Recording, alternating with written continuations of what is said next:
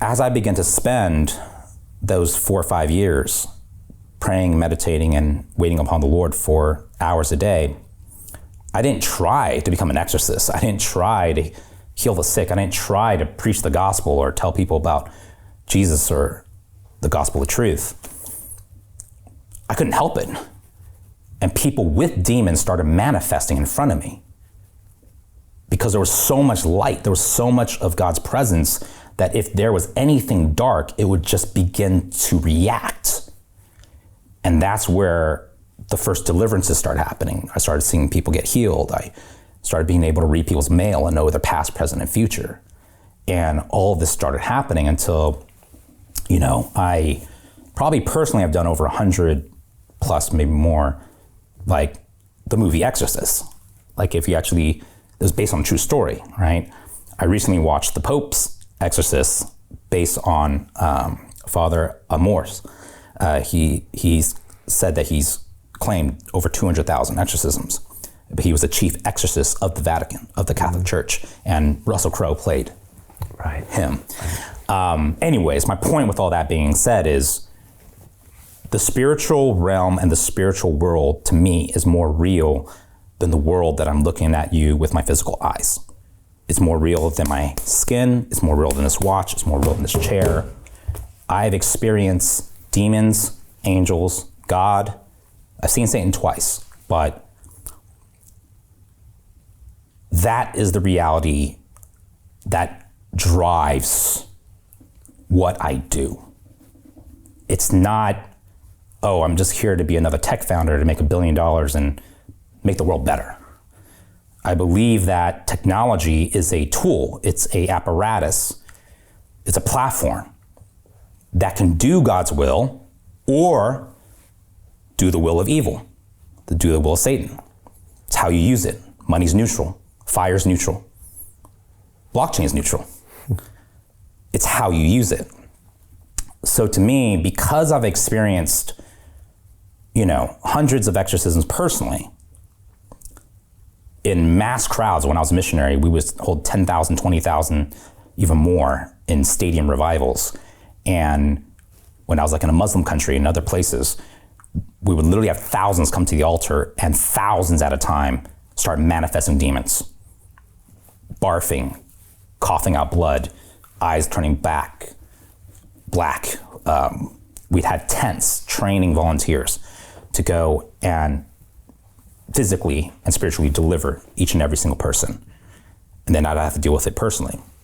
So I've seen that reality. And in the Western world, where we have technology and we're in a studio in London and New York and San Francisco where God doesn't exist, try talking to someone in Africa, in Nepal, in India, in the outskirts of South America, in Indonesia, in Thailand, and tell them God doesn't exist.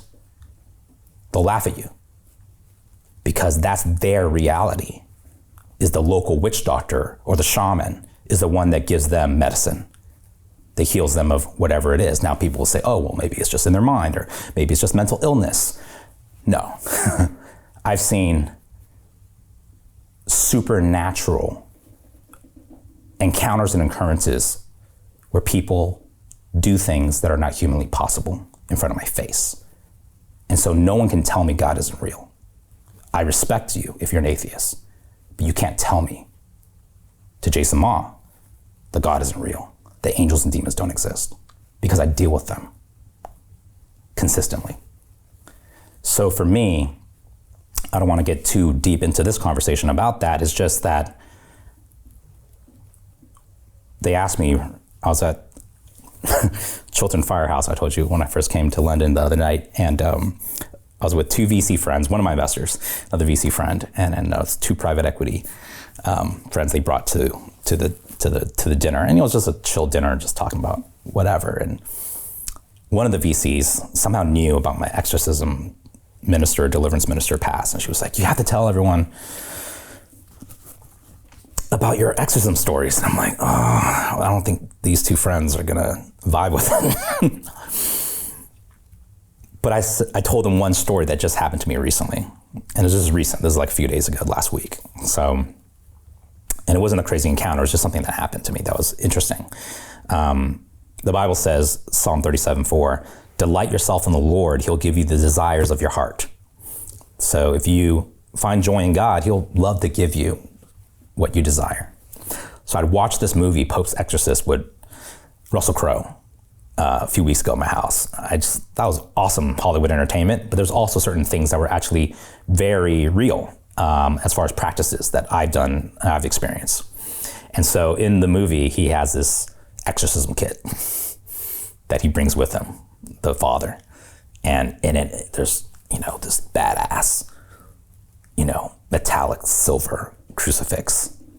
When you're watching the original Exorcist, like the power of Christ compels you, right? But then he has like the purple sash, and then he has like this it's like an ornament that he uses to curse out the devils. But anyways, I'm like fascinated. I was like, wow, that's so badass, like this exorcism kit. And it's for like the last 2 weeks, I was just like, man, I need to find like a legit exorcism kit. So I'm in Lisbon. I had no idea. I'm there last week for a wedding, my friend's wedding. And we're staying in Lisbon, and we had no idea, me and my friends, that it was World Catholic Youth Day. And the Pope was gonna show up in Lisbon for 5 days, and 2 million Catholic youth from every country in the world, except for apparently Maldives, were gonna literally land in Lisbon. So there's this weird situation where there was like literally hundreds of thousands of kids all across Lisbon for Jesus, but there's no one drunk, everyone's orderly, everyone's singing hymns, and you felt like a little piece of heaven on earth. It was really interesting, it was orderly. And I'm in downtown Lisbon, and my friend says, hey, let's go into this little bookstore. And I walk into this bookstore, and I see all these like Catholic relics. And something in me, in my head, I was like, I'm gonna find my exorcism crucifix here. I just know it. I just had this sixth sense. So I literally looked to my friend and said, I got a feeling I'm gonna get my exorcism crucifix here. And she was like, really? So we start walking through the bookstore, and then I look to my right, and there's like this little locked up bookshelf that's clear with different relics. And I literally see this metallic silver cross with Christ hanging on it. And I look at it, I'm like, hey, come here. See that? Watch this. I was like, this is mine. This is meant for me. So she goes, all right, is it even for sale? I was like, go find the bookstore owner. So this Portuguese man comes over. He's like, oh yeah, everything here's for sale. He opens it. And he opens up that crucifix, that cross. He takes it and he goes, oh, and it also comes with this black case, leather case. I'm like, what? He opens it, and it's a full exorcist kit with a Holy Communion cup, a holder for the breadcrumbs, bottle for holy oil, a rosary, the purple sash. I mean, the bag looks like a Saint Laurent bag. It's badass. And I buy it for 100 euros. And I was like, wow, God really loves me. To continue watching the rest of the episode for free, visit our website londonreal.tv or click the link in the description below.